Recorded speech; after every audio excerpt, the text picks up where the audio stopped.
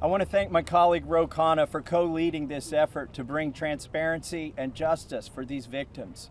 I hope my colleagues are watching this press conference. I want them to think, what if this was your sister? What if this was your daughter?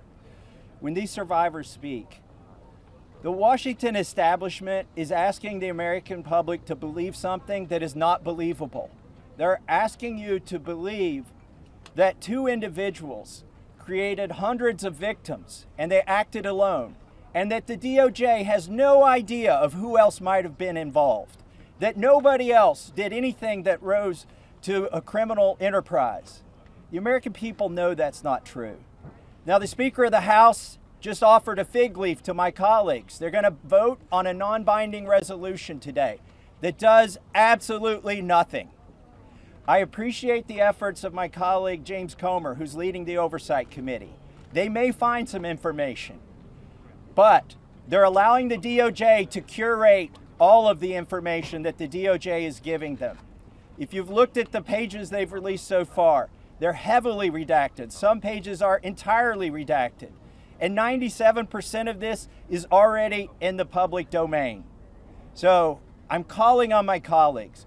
Be one of the next two who sponsors this discharge petition. I think it's shameful that this has been called a hoax. Hopefully today we can clear that up. This is not a hoax. This is real. There are real survivors. There are real victims to this criminal enterprise. And the perpetrators are being protected because they're rich and powerful and political donors to the establishment here in Washington, D.C. So today we're standing with these survivors and we're giving them a voice, and I want to close by thanking them. They are brave. I hope they encourage other survivors to come forward and to tell their stories, not just of Jeffrey Epstein and Maxwell, but anywhere in the country. This is a message that we are sending. This is a litmus test. Can we drain the swamp? Are there people who are outside of the reach of the law? I don't think there should be.